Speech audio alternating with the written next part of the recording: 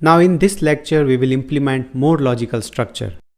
Obviously, reducer function should be divided into more logical component-based action types. And for that, we create separate reducer files and functions as well. Here in this code, we will have two reducers. One is the login reducer, where we'll keep the login related information, and the product reducer, where we will have this product related information and the actions. So let's implement the same. I will first of all copy all the code from store.js and let me create a new file saying loginreducer.js, and let me paste the code here. Now let me also rename this store.js file to product reducer. Now inside this product reducer, let me first of all remove these login and user related information. So this contains only product related information now. Let me also change this function name to product reducer. Let me also remove this if condition. We do not need this action type is equal to login thing because this will be part of the login reducer. And let me remove this store creation also because this we are going to shift into index.js. So at least from this we are not going to create the store, and we'll export the product reducer rather than just a reducer. Let's go to login reducer.js. Here I am removing the product, cart and total.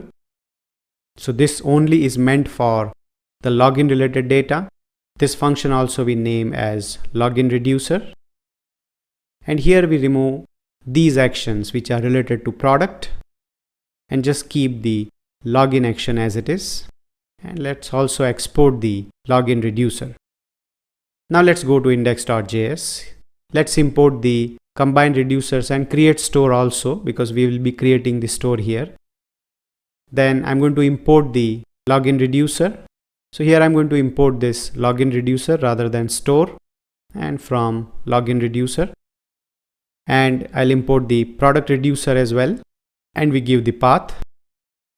Now I'm going to create the store first of all. So I'll say const store is equal to create store. Now the point here is when we create the store, we pass a function that is called as reducer. Because we have the login reducer and product reducer, we cannot pass both the functions here. We have to pass only one function. That's where the combined reducers will help you. How? Let's see this. I'll say const, for example, I name the reducer as root reducer is equal to combined reducers. Now the product reducer object I'm going to assign to PR. So PR is going to be a key. I'm explaining in a moment.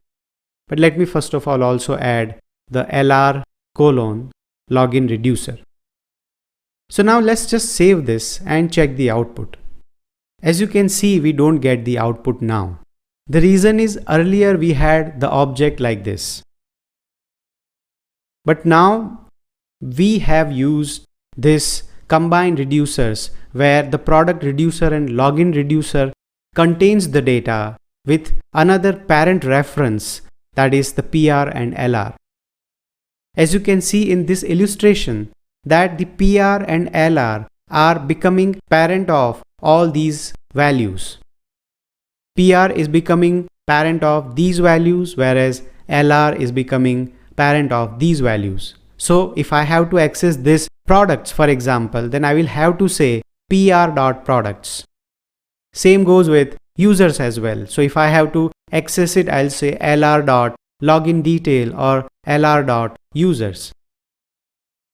So let's do that. First of all, I'll go to the purchase component, and here in the products, I'll say state.pr.products, and here I'll say state.lr.login_detail.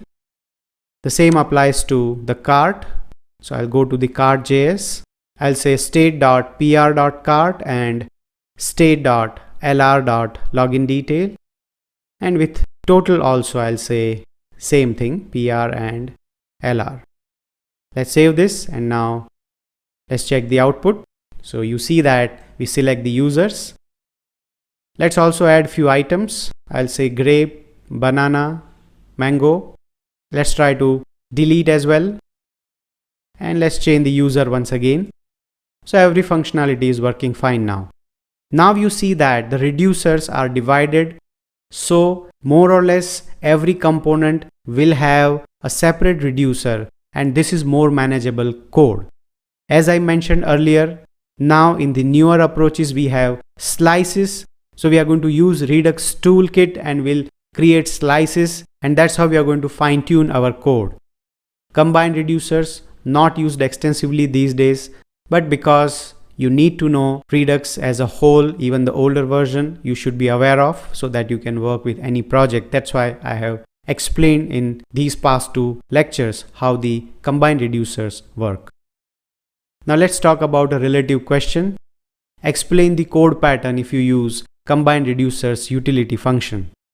So the basic idea is generally you try to divide your actions into more component level reducers. Let's say here we have created the product reducer and login reducer. Similarly, you may have more reducers. Every reducer is going to be a separate file, and that we merge in the index.js. As you can see here that we imported the reducers, and then we use the combined reducers function, and inside which we have an object literal where the key is basically becoming the parent object, and then we have the states accessible through that. Like here we have the PR and LR as keys which allow us to access the data inside the individual reducer. So this is a basic flow, and then this root reducer which we created, that we pass in the store. So as a developer, this is an easier and more manageable code, and you can focus on every component level actions with different reducers.